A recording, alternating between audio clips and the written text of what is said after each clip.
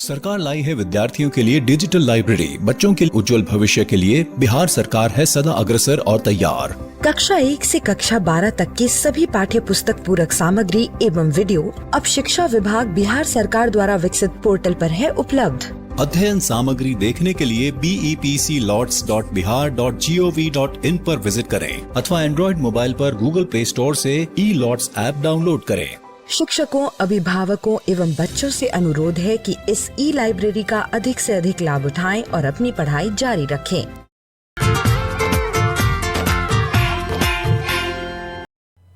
इस वीडियो से हम सीखेंगे 6 अंकों तक की संख्याएं और उनका स्थानीय मान और प्रसारित रूप।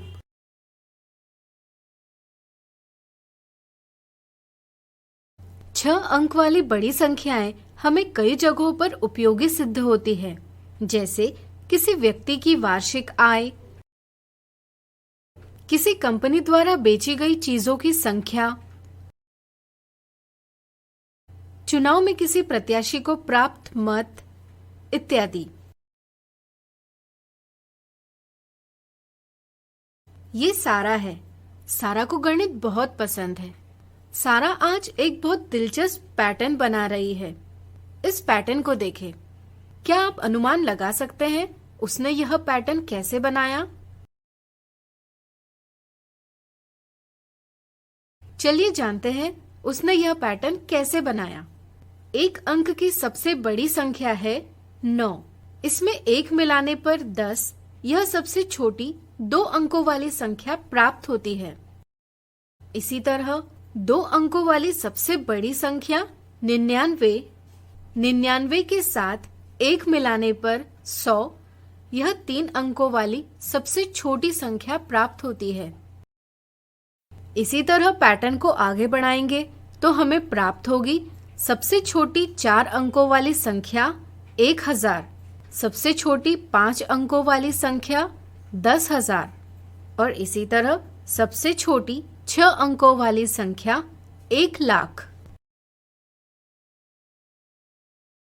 हमने पहले ही 5 अंकीय संख्याओं के बारे में जान लिया है और हम यह भी समझ चुके हैं कि अंकों का स्थान उसके मूल्य को निर्धारित करता है। अगर हम 5 अंक की संख्या में एक और अंक बढ़ाएं तो हमें 6 अंकों वाली संख्या प्राप्त होती है। एक अंक बढ़ने के साथ ही अब हमें एक और सूचक बढ़ाने की जरूरत है। यहाँ 6वें स्थान के लिए हम लाख यानी लाख इस सूचक का प्रयोग करते हैं। इसके उपयोग से अब संख्या में 7 का स्थानीय मान लिखा जा सकता है 7 लाख। इसी तरह इस संख्या का प्रसारित रूप इस तरह से लिखा जा सकता है। इस तरह से हमने इसके प्रत्येक अंक का मूल्य दिखाने के लिए संख्या का प्रसारण किया है। इस रूप से यह पता किया जा सकता है कि इस संख्या में 7 1,00,000 के समूह है, 5 10,000 के समूह है, 6 1000 के समूह है, 4 100 के समूह है और 2 10 के समूह है और 3 इकाइयां हैं। कई सारे चिन्हों और संख्याओं को देख यहाँ संक्रियाएं यानी ऑपरेशन करने में कठिनाई हो सकती है, लेकिन कोष्ठकों के प्रयोग से चिन्हों और संक्रियाओं में आने वाली उलझनों को दूर किया जा सकता है। बड़ी संख्याओं को सूचकों के बिना आसानी से पढ़ने लिखने के लिए अल्प विराम यानी कॉमा का प्रयोग किया जाता है।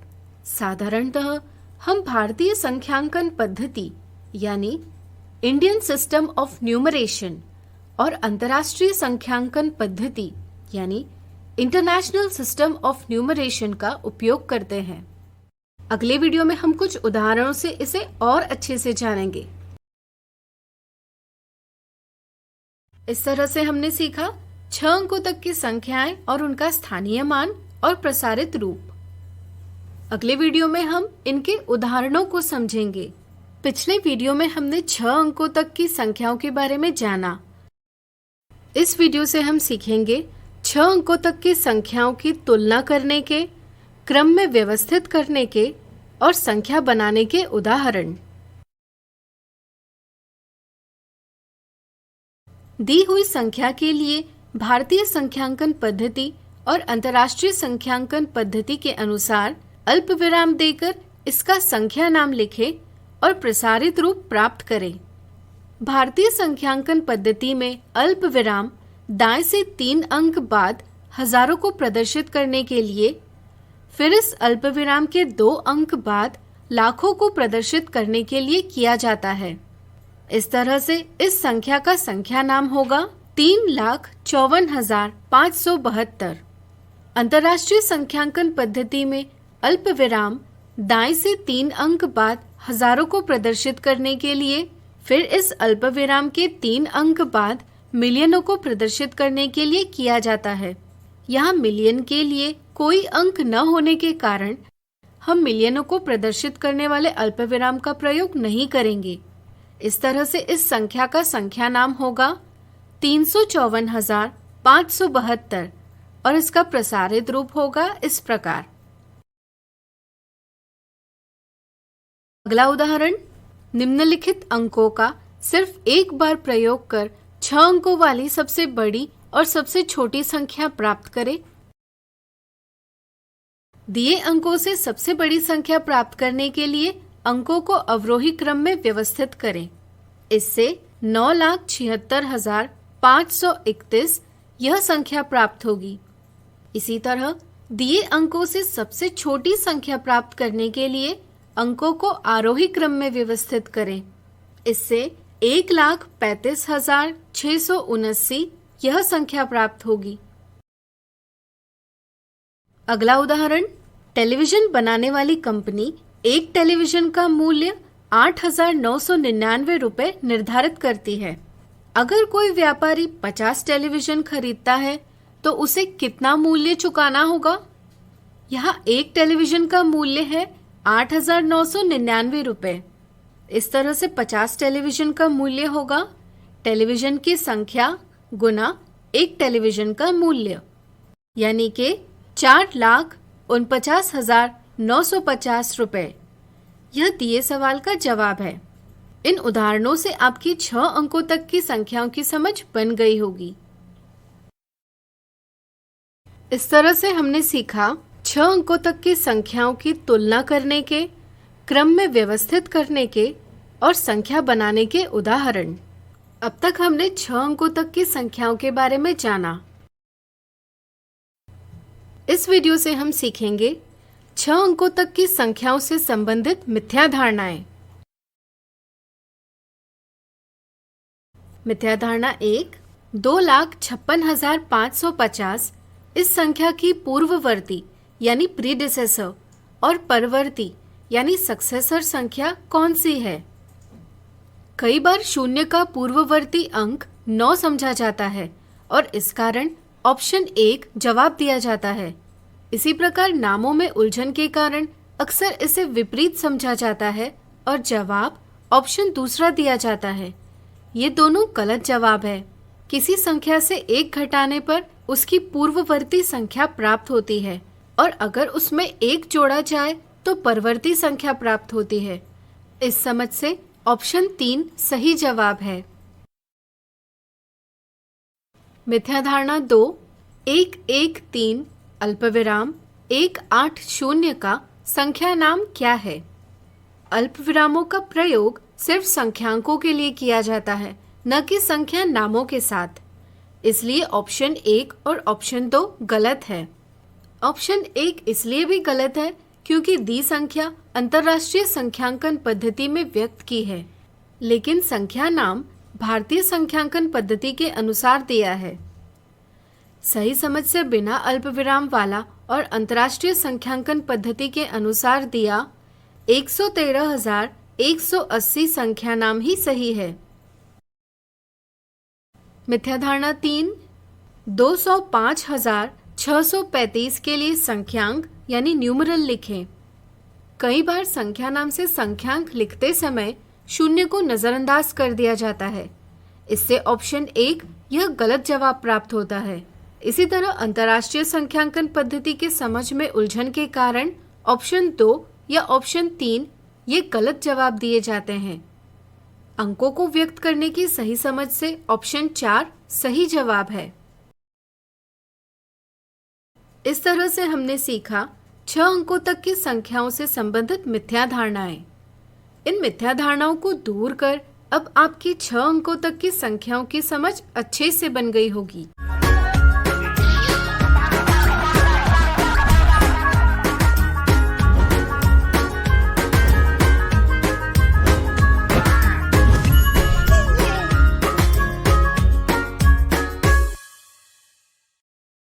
आज हम सीखेंगे भिन्न के निम्नलिखित प्रकार: उचित भिन्न, विषम भिन्न और मिश्रित भिन्न।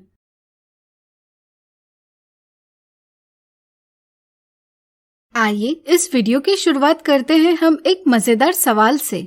अगर आपको एक चॉकलेट दी जाए और इन्हें 3 लोगों में बराबर रूप से बांटने के लिए कहा जाए तो हर व्यक्ति को कितनी चॉकलेट मिलेगी? सोचिए सोचिए। चलिए हम बताते हैं। इसके लिए हमें चॉकलेट के 3 बराबर भाग बनाने होंगे जिससे कि प्रत्येक व्यक्ति को 1 भाग मिल सके।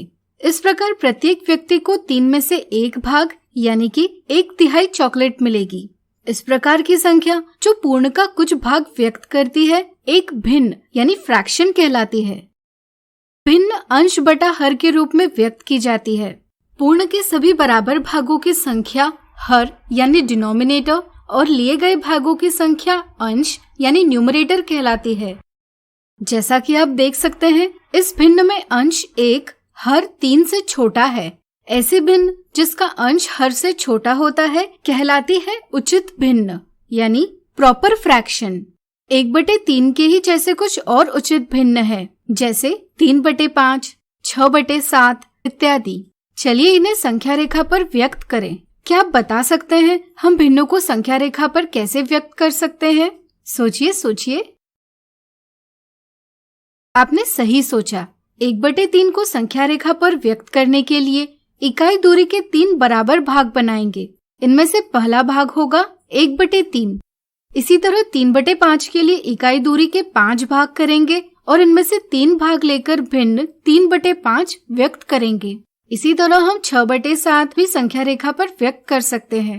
इन सभी के संख्या रेखा पर निरूपण यानी रिप्रेजेंटेशन को देखते हुए आप जरूर समझ गए होंगे कि ये सभी भिन्न 1 के बाईं ओर होने के कारण 1 से छोटे हैं और 0 के दाईं ओर होने के कारण 0 से बड़े हैं।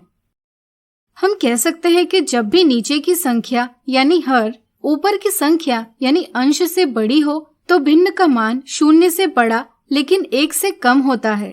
ऐसे भिन्न जिसका मान 0 से 1 तक होता है एक उचित भिन्न होती है।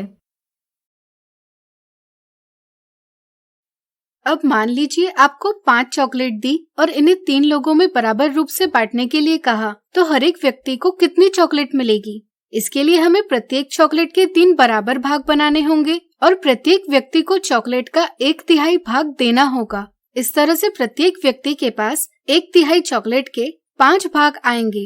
इसलिए हम कह सकते हैं कि हर एक व्यक्ति को 5/3 चॉकलेट मिलेगी। इस भिन्न में 5 अंश और 3 हर है। क्या यह एक उचित भिन्न है? विचार करें। आपने सही पहचाना। यहाँ अंश हर से बड़ा है इसलिए यह एक उचित भिन्न नहीं हो सकती।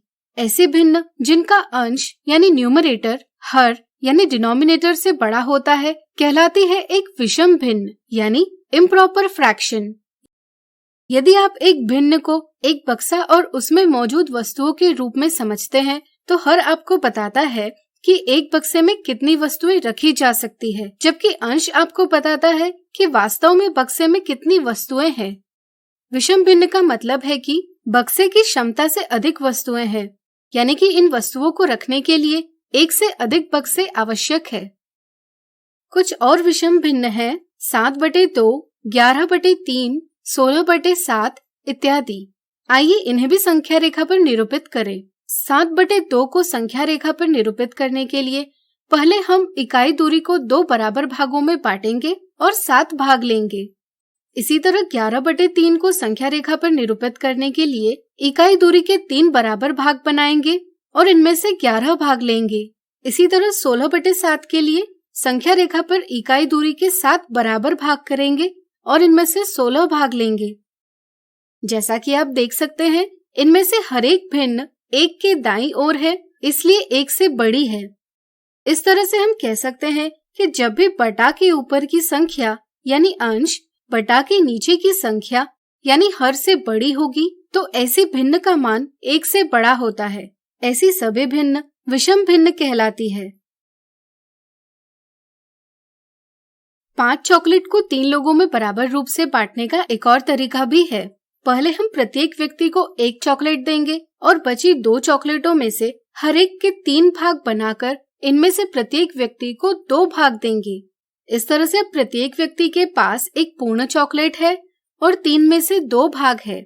इसे हम 1 सही 2/3 इस प्रकार व्यक्त करते हैं। जैसा कि आप देख सकते हैं, इस भिन्न में एक पूर्ण संख्या यानी होल नंबर है और एक उचित भिन्न है। ऐसे भिन्न जिसमें एक पूर्ण संख्या और एक उचित भिन्न होती है कहलाती है एक मिश्रित भिन्न यानी मिक्स्ड फ्रैक्शन। 1 सही 2/3 के अलावा मिश्रित भिन्न के और उदाहरण है 1 सही 1/2, 2 सही 1/4, 3 सही 3/5 इत्यादि। तो आज हमने सीखे भिन्न के निम्नलिखित प्रकार। अगले वीडियो में इनसे जुड़े कुछ उदाहरणों को देखेंगे। आज हम देखेंगे भिन्न के निम्नलिखित प्रकारों से संबंधित उदाहरण।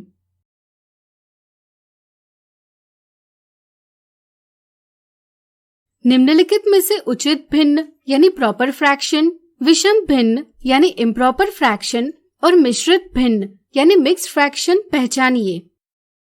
जब भी बटा के नीचे की संख्या यानी हर बटा के ऊपर की संख्या यानी अंश से बड़ी होती है तो यह एक उचित भिन्न होती है। इस भिन्न का मान 0 से बड़ा लेकिन 1 से कम होता है। दी संख्याओं में 23/25 और 13/19 उचित भिन्न है। इसी तरह क्या आप बता सकते हैं जब बटा के ऊपर की संख्या यानी अंश बटा के नीचे की संख्या यानी हर से बड़ी होती है तो कौन सी भिन्न होती है? सोचिए। बिल्कुल सही, यह एक विषम भिन्न होती है। इस भिन्न का मान 1 से बड़ा होता है। दी संख्याओं में 13/7 और 17/14 विषम भिन्न है। इसी प्रकार ऐसे भिन्न जिसमें एक पूर्ण संख्या और एक उचित भिन्न होती है कहलाती है एक मिश्रित भिन्न। इस तरह से दी संख्याओं में 1 सही 3/8 और 5 सही 12/17 मिश्रित भिन्न है। अब हम भिन्नों में परिवर्तन से संबंधित उदाहरण देखेंगे, लेकिन इससे पहले आइए समझे भिन्नों में परिवर्तन कैसे करते हैं। मान लीजिए हमने 5 चॉकलेट ली, हमें इन्हें 3 बराबर भागों में बांटना है। इसके लिए हम हर एक चॉकलेट को 3 बराबर हिस्सों में विभाजित करेंगे। अब हर एक चॉकलेट का एक हिस्सा एक भाग में रखकर सभी चॉकलेट के 3 बराबर भाग बना लेंगे। तो बताइए हर एक भाग में कितनी चॉकलेट आएगी? सोचिए। चलिए हम बताते हैं। चूंकि हमने प्रत्येक चॉकलेट के 3 बराबर हिस्से किए, इसलिए हम हर यानी डिनोमिनेटर लिखेंगे 3 और हमने 5 हिस्से लिए, इसलिए अंश यानी न्यूमरेटर होगा 5। इस तरह से हर एक भाग में 5/3 चॉकलेट आएगी। यह एक विषम भिन्न है। आइए इसका मिश्रित भिन्न में परिवर्तन करें। अगर हम इन 5 भागों में से 3 भाग लेकर इन्हें जोड़ते हैं तो हमें एक पूर्ण चॉकलेट मिलेगी। तो बताइए बची चॉकलेट के लिए भिन्न क्या होगी? चूंकि यहाँ 3 में से 2 भाग बचे हैं, इसलिए भिन्न होगी 2/3। इस तरह से एक पूर्ण और 2/3 चॉकलेट एक साथ 1 सही 2/3 इस प्रकार भी व्यक्त की जा सकती है। गणित में यह परिवर्तन करने के लिए हम अंश को हर से भाग देते हैं, यानी कि भिन्न 5/3 को विभाजन के रूप में व्यक्त करते हैं। फिर हम भाग देकर भागफल यानी कोशेंट और शेषफल यानी रिमाइंडर प्राप्त करते हैं और फिर मिश्रित भिन्न को इस प्रकार व्यक्त करते हैं। इससे मिश्रित भिन्न प्राप्त होगी 1 सही 2/3। इसी तरह अगर मिश्रित भिन्न 1 सही 2/3 का विषम भिन्न में परिवर्तन करना होगा तो यह हम कैसे करेंगे? जैसा कि आप देख सकते हैं यहाँ हर 3 है, इसलिए हम सभी पूर्ण चॉकलेट के 3 बराबर भाग बनाएंगे। यहाँ सभी भागों की गिनती है 5 और हर है 3, इसलिए विषम भिन्न लिखी जाएगी 5/3। गणित में यह परिवर्तन करने के लिए पहले हम पूर्ण संख्या को हर से गुणा कर अंश में जोड़ते हैं। जैसे यहाँ 1 को 3 से गुणा कर इसमें 2 जोड़ने पर परिणाम 5 प्राप्त होगा। यानी कि पहले हम सभी लिए गए भागों की संख्या प्राप्त करते हैं और फिर परिणाम के नीचे एक पूर्ण को कितने भागों में विभाजित किया है इसकी संख्या हर के स्थान पर रखते हैं। इससे हमें भिन्न 5/3 प्राप्त होती है जो एक विषम भिन्न है। इस प्रकार हम विषम भिन्न को मिश्रित भिन्न में और मिश्रित भिन्न को विषम भिन्न में व्यक्त कर सकते हैं। अगला उदाहरण, निम्नलिखित में से कौन सा कथन सही है? अगर 40 मीटर रस्सी के 7 भाग बनाने हैं तो हर एक भाग की लंबाई 40 का 7 से विभाजन की संक्रिया से प्राप्त की जा सकती है। इसी को हम भिन्न के रूप में व्यक्त करते हैं 40/7 मीटर। इस तरह से पहला ऑप्शन सही है। 40/7 मीटर यह लंबाई विषम भिन्न के रूप में व्यक्त की गई है। आइए इसे मिश्रित भिन्न के रूप में व्यक्त करें। मिश्रित भिन्न में व्यक्त करने के लिए हम अंश 40 को हर 7 से भाग देते हैं, यानी कि 40/7 के रूप में व्यक्त करते हैं। भाग देने पर भागफल 5 मिलता है और शेषफल 5 मिलता है और फिर हम मिश्रित भिन्न को इस प्रकार व्यक्त करते हैं। इस तरह से यह मिश्रित भिन्न होगी 5 सही 5/7, यानी कि दूसरा कथन भी सही है। आज हमने देखे भिन्न के निम्नलिखित प्रकारों से संबंधित उदाहरण। अगले वीडियो में इनसे जुड़ी कुछ मिथ्या धारणाओं को दूर करेंगे। आज हम देखेंगे भिन्न के निम्नलिखित प्रकारों से संबंधित मिथ्या धारणाएं।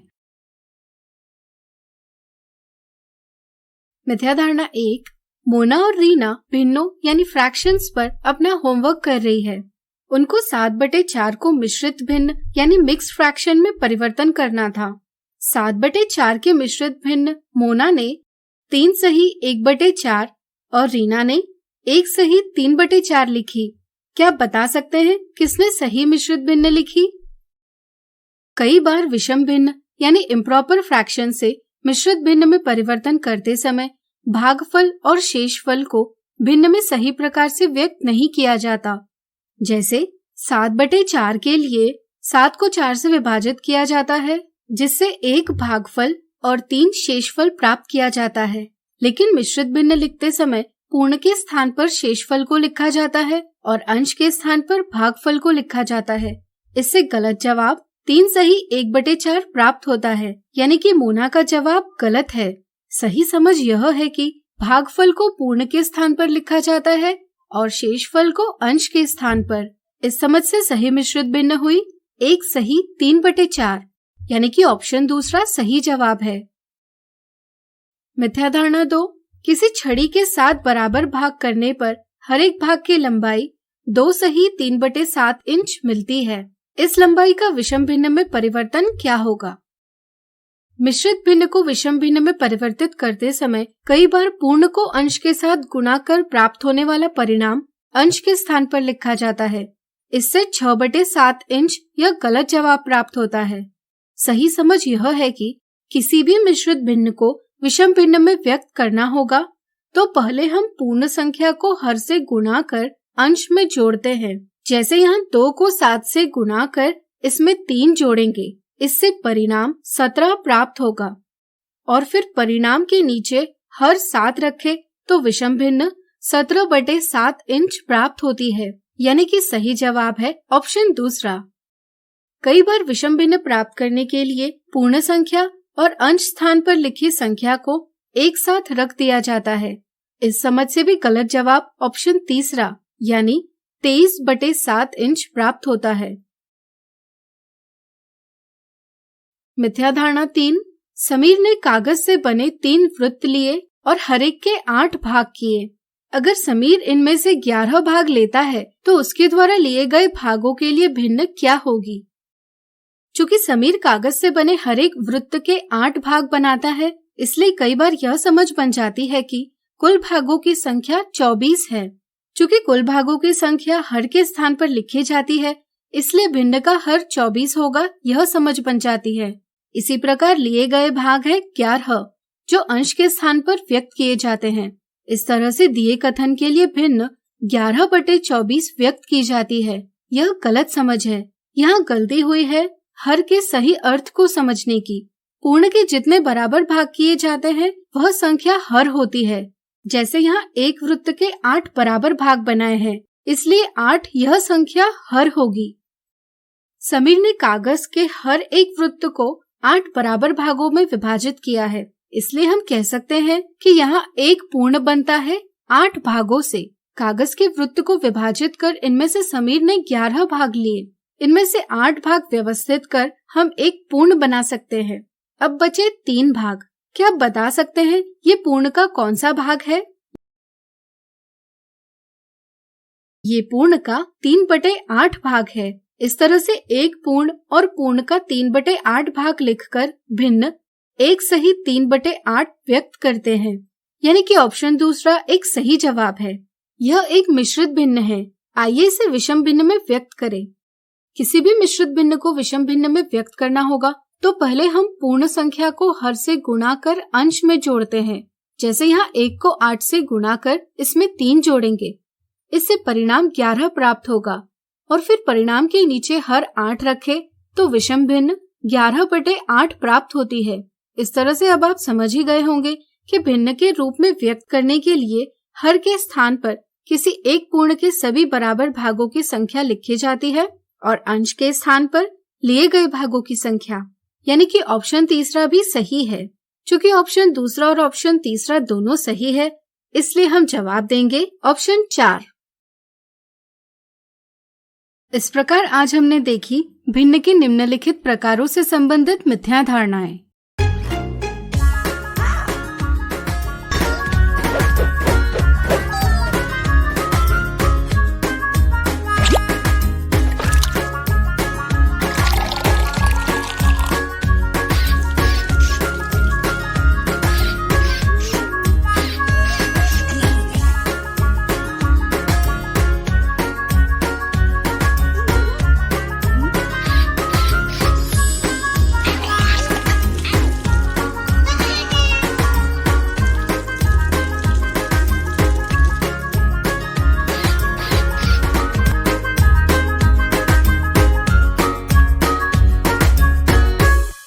आज हम सीखेंगे परिमेय संख्याओं पर की जाने वाली विभिन्न संक्रियाओं का साहचर्य गुण।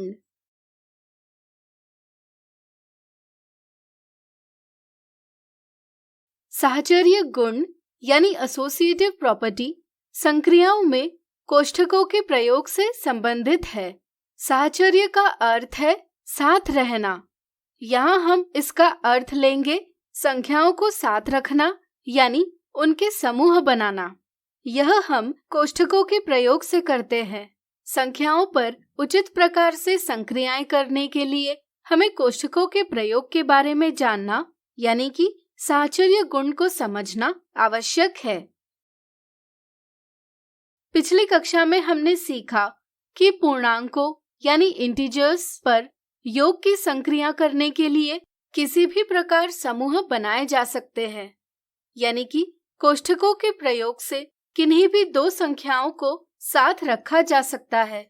हमें प्रत्येक स्थिति में परिणाम बराबर प्राप्त होगा। इसलिए हम कहते हैं कि पूर्णांकों के लिए योग साहचर्य है। योग की तरह पूर्णांकों के लिए गुणन भी साहचर्य है, लेकिन पूर्णांकों के लिए व्यवकलन और विभाजन साहचर्य नहीं है। आज हम परिमेय संख्याओं यानी रैशनल नंबर्स पर की जाने वाली विभिन्न संक्रियाओं के साहचर्य गुण की बात करेंगे। चलिए पहले परिमेय संख्याओं के योग यानी एडिशन की बात करें।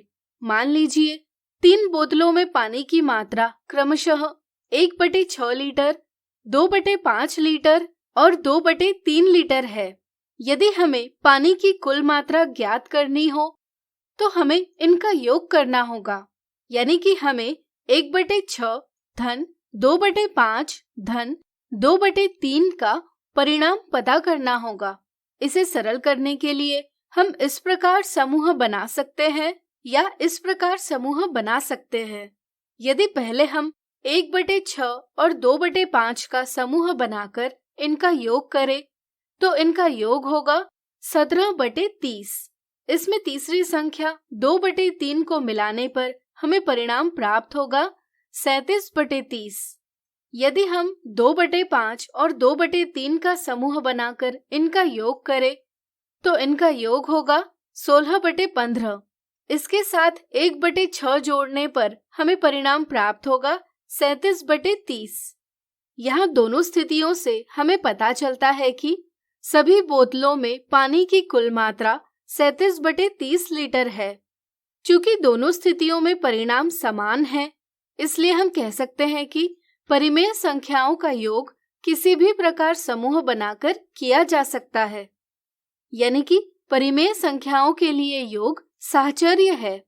व्यापक रूप में परिमेय संख्याएं a, b, c के लिए कोष्ठक में a धन b धन c बराबर a धन कोष्ठक में b धन c है।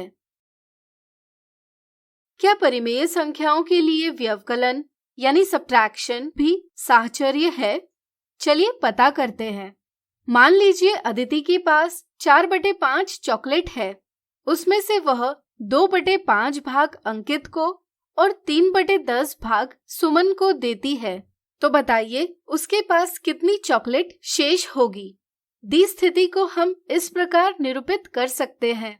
चलिए अलग अलग प्रकार से समूह बनाकर इसे हल करें। यदि हम 4/5 और 2/5 का समूह बनाते हैं तो 4/5 ऋण 2/5 का परिणाम हमें 2/5 प्राप्त होगा। यदि इसमें से 3/10 घटाए जाए तो परिणाम 1/10 प्राप्त होगा।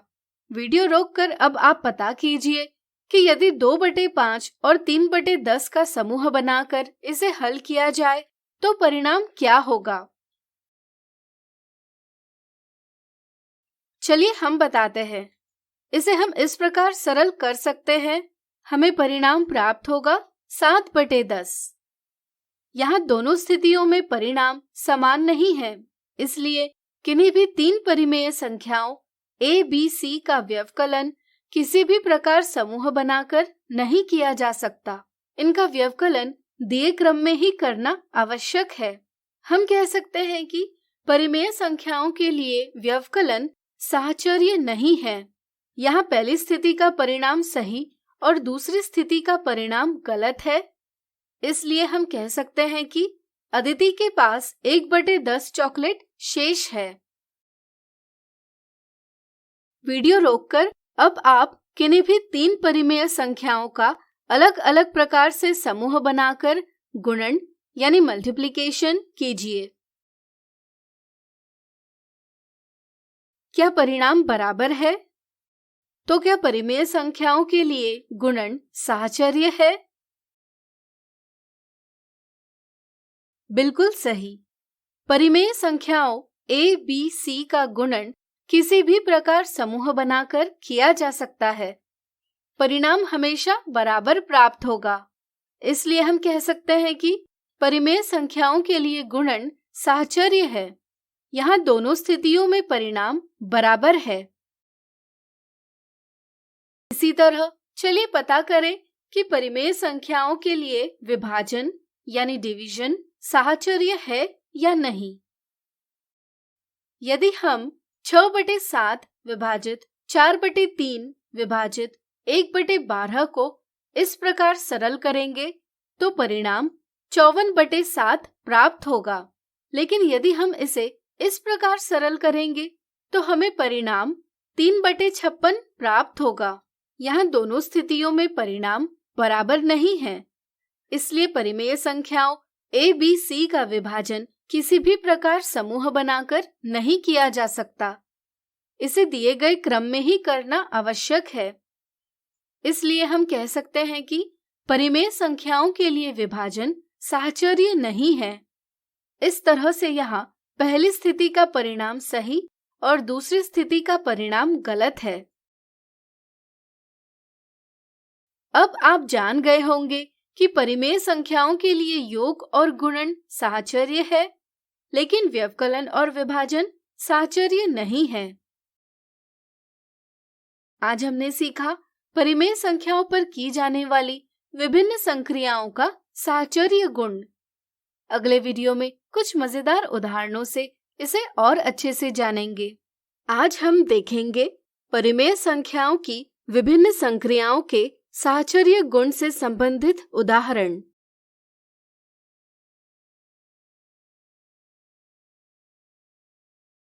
मनीष ने एक रस्सी को 4 टुकड़ों में काटा। काटे गए टुकड़ों की लंबाई इस प्रकार थी। रस्सी की कुल लंबाई ज्ञात कीजिए। रस्सी के 4 टुकड़ों की लंबाई है 7/9 मीटर, 5/12 मीटर, 11/12 मीटर और 5/3 मीटर। इसलिए रस्सी की कुल लंबाई इन चारों टुकड़ों का योग होगी। रस्सी की कुल लंबाई बराबर 7/9 मीटर धन 5/12 मीटर धन 11/12 मीटर धन 5/3 मीटर। यहाँ हम देखते हैं कि 5/12 और 11/12 का हर यानी डिनोमिनेटर समान है, इसलिए इनका योग करना आसान है। चूंकि परिमेय संख्याओं यानी रैशनल नंबर्स के लिए योग साहचर्य यानी एसोसिएटिव है, इसलिए हम 5/12 और 11/12 को कोष्ठक में लेकर इस कोष्ठक को पहले सरल कर सकते हैं। इससे हमें कोष्ठक का परिणाम प्राप्त होगा 16/12, जिसे हम 4/3 लिख सकते हैं। अब हम 4/3 और 5/3 को कोष्ठक में लेंगे। हल करने पर परिणाम आएगा 9/3 यानी कि 3। अब 3 धन 7/9 बराबर 3 और 7/9 है, यानी कि 34/9 है। इसलिए हम कह सकते हैं कि रस्सी की कुल लंबाई 3 और 7/9 मीटर है। अगला उदाहरण, राहुल ने अपने पास स्थित 1 और 4 सप्तमांश चॉकलेट का 2/3 भाग अमित को दिया। अमित ने उसे प्राप्त चॉकलेट का 3/4 भाग नीता को दिया। ज्ञात कीजिए नीता को कितनी चॉकलेट प्राप्त हुई। राहुल के पास 1 और 4 सप्तमांश चॉकलेट है, यानी कि 11/7 चॉकलेट है। अमित को इस चॉकलेट का 2/3 भाग प्राप्त हो रहा है, यानी कि अमित को 2/3 गुणा 11/7 चॉकलेट प्राप्त हो रही है। नीता को इसका 3/4 भाग प्राप्त हो रहा है, इसलिए नीता को प्राप्त चॉकलेट है 3/4 गुणा कोष्ठक में 2/3 गुणा 11/7। चलिए इसे हल करें। परिमेय संख्याओं के लिए गुणन साहचर्य है, इसलिए हम यहाँ इस प्रकार समूह बना सकते हैं। कोष्ठक सरल करने पर हमें परिमेय संख्या 1/2 प्राप्त होगी। अब हम 1/2 और 11/7 का गुणन करेंगे। इससे हमें परिणाम प्राप्त होगा 11/14। इस तरह से नीता को कुल चॉकलेट का 11/14 भाग प्राप्त हुआ है। अगला उदाहरण, सुनीता और मनीषा 68 विभाजित 17/25 विभाजित 17/25 को हल कर रहे थे। दोनों ने दर्शाए प्रकार से इसे सरल किया, लेकिन दोनों का परिणाम अलग अलग आया। क्या आप बता सकते हैं किसका उत्तर सही है और क्यों? परिमेय संख्याओं के लिए विभाजन साहचर्य नहीं है, यानी कि विभाजन की संक्रिया में किसी भी प्रकार समूह नहीं बनाए जा सकते। यहाँ मनीषा ने गलत प्रकार से समूह बनाया है, जिससे उसे गलत जवाब प्राप्त हुआ है। परिमेय संख्याओं का विभाजन दिए गए क्रम से ही किया जाना आवश्यक है। सुनीता यह बात अवश्य जानती होगी, इसलिए उसे सही परिणाम प्राप्त हुआ है। तो आज हमने देखे परिमेय संख्याओं की विभिन्न संक्रियाओं के साहचर्य गुण से संबंधित उदाहरण। आज हम सीखेंगे परिमेय संख्याओं के तत्समक और प्रतिलोम के बारे में।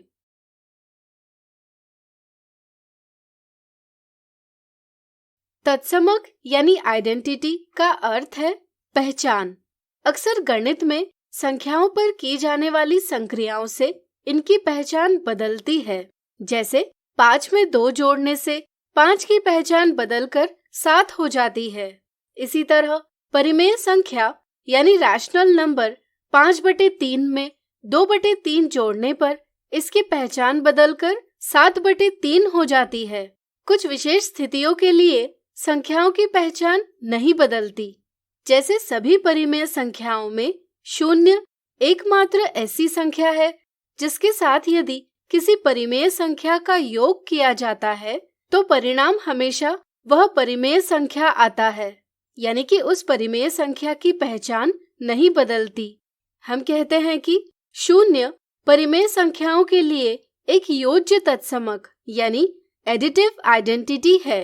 व्यापक रूप में परिमेय संख्या p/q के लिए p/q धन 0 बराबर 0 धन p/q बराबर p/q है। उदाहरण के लिए 2/3 धन 0 या 0 धन 2/3 का परिणाम 2/3 ही आता है। ऋण 15/4 धन 0 या 0 धन ऋण 15/4 का परिणाम ऋण 15/4 ही आता है।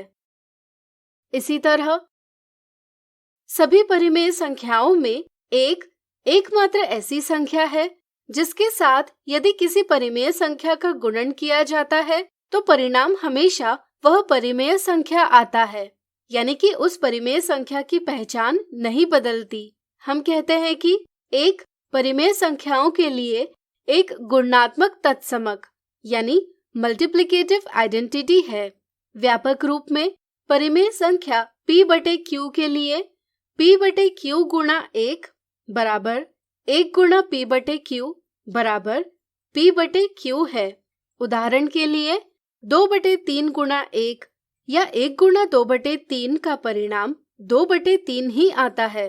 ऋण 15/4 गुणा 1 या 1 गुणा ऋण 15/4 का परिणाम ऋण 15/4 ही आता है।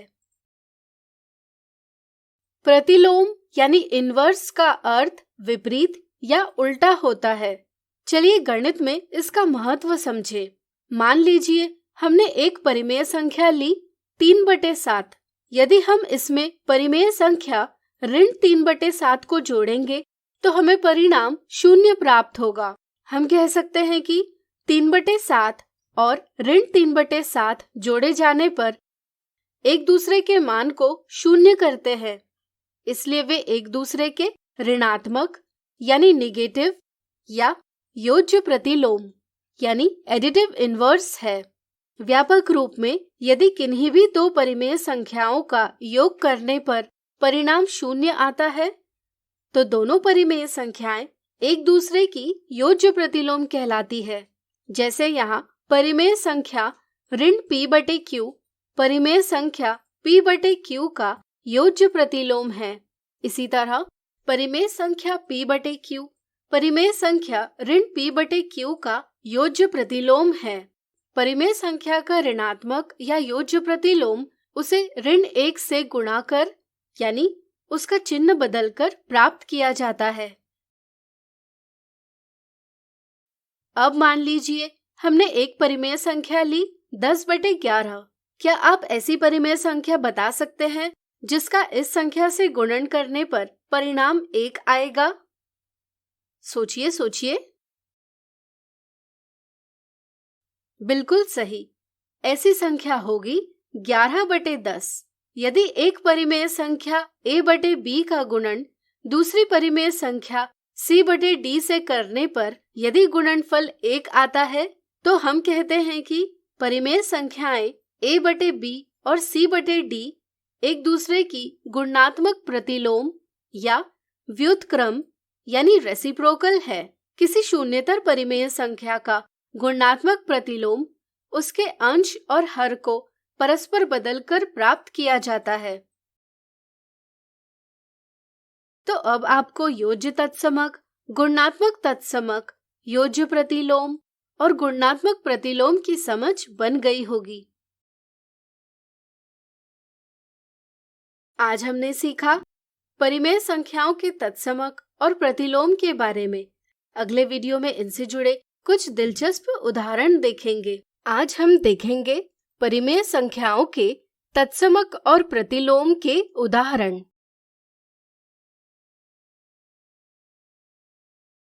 ऋण 6/7 के योज्य प्रतिलोम यानी एडिटिव इनवर्स और गुणनात्मक प्रतिलोम यानी मल्टीप्लिकेटिव इनवर्स का गुणनफल ज्ञात कीजिए। यदि किन्हीं भी दो परिमेय संख्याओं यानी रैशनल नंबर्स का योग करने पर परिणाम 0 आता है तो दोनों परिमेय संख्याएं एक दूसरे की योज्य प्रतिलोम कहलाती है। तो क्या आप बता सकते हैं कि ऋण 6/7 का योज्य प्रतिलोम क्या है? सोचिए सोचिए। बिल्कुल सही। चूंकि ऋण 6/7 धन 6/7 बराबर 0 है, इसलिए ऋण 6/7 का योज्य प्रतिलोम 6/7 है। इसी तरह यदि किन्हीं भी दो परिमेय संख्याओं का गुणन करने पर परिणाम 1 आता है तो दोनों परिमेय संख्याएं एक दूसरे की गुणनात्मक प्रतिलोम कहलाती है। चूंकि ऋण 6/7 गुणा ऋण 7/6 बराबर 1 है, इसलिए हम कह सकते हैं कि ऋण 6/7 का गुणनात्मक प्रतिलोम ऋण 7/6 है। क्या आप बता सकते हैं कि यहाँ हमने ऋण चिन्ह यानी निगेटिव साइन का स्थान क्यों नहीं बदला? सोचिए सोचिए। बिल्कुल सही, क्योंकि ऋण 6/7 का गुणनात्मक प्रतिलोम 7/6 है, लेकिन इसके अंश यानी न्यूमरेटर और हर यानी डिनोमिनेटर दोनों को हम ऋण 1 से गुणा करेंगे तो संख्या के मान में परिवर्तन नहीं होगा और हमें प्राप्त होगा ऋण 7/6। ध्यान रहे, साधारणतः हम ऋण चिन्ह अंश के साथ दर्शाते हैं। अब हम ऋण 6/7 के योज्य प्रतिलोम 6/7 और गुणनात्मक प्रतिलोम ऋण 7/6 का गुणनफल ज्ञात करेंगे। यह होगा 6/7 गुणा ऋण 7/6 बराबर ऋण 1। इसलिए ऋण 1 दिए सवाल का जवाब है। अगला उदाहरण, परिमेय संख्या 3/10 में कौन सी परिमेय संख्या जोड़ने पर परिणाम 3/10 प्राप्त होगा? हम जानते हैं कि केवल 0 ही ऐसी परिमेय संख्या है जिसे किसी भी संख्या से योग करने पर परिमेय संख्या में कोई बदलाव नहीं आता। इसलिए परिमेय संख्याओं के योग के लिए 0 एक योज्य तत्समक यानी एडिटिव आइडेंटिटी कहलाता है। अब यदि हम 3/10 में 0 जोड़ेंगे तो परिमेय संख्या 3/10 में कोई बदलाव नहीं आता, यानी कि वांछित परिमेय संख्या 0 है। अगला उदाहरण, निम्नलिखित को सरल कीजिए। यहाँ पहले हम गुणन की संक्रिया को हल करेंगे। 7/8 गुणा 2/3 को सरल करके हमें 7/12 प्राप्त होगा। अब हम योग के क्रम विनिमेय गुण यानी कम्यूटेटिव प्रॉपर्टी की सहायता से संख्याओं का क्रम बदलेंगे और साहचर्य गुण यानी एसोसिएटिव प्रॉपर्टी की सहायता से इनके इस प्रकार समूह बनाएंगे। इस कोष्ठक में हम देख सकते हैं कि 3/4 और ऋण 3/4 एक दूसरे के योज्य प्रतिलोम है, इसलिए इनका योग 0 आएगा। इसी तरह इस कोष्ठक का भी योग 0 ही आएगा। 4/9 धन 0 धन 0। चूंकि 0 एक योज्य तत्समक है, इसलिए योग में 4/9 के साथ 0 का योग किया जाने पर परिणाम 4/9 ही आएगा। इसलिए यहाँ परिणाम होगा 4/9। तो आज हमने देखे परिमेय संख्याओं के तत्समक और प्रतिलोम के उदाहरण। अगले वीडियो में इनसे जुड़ी कुछ मिथ्या धारणाएं देखेंगे। आज हम देखेंगे परिमेय संख्याओं के तत्समक और प्रतिलोम से संबंधित मिथ्या धारणाएं।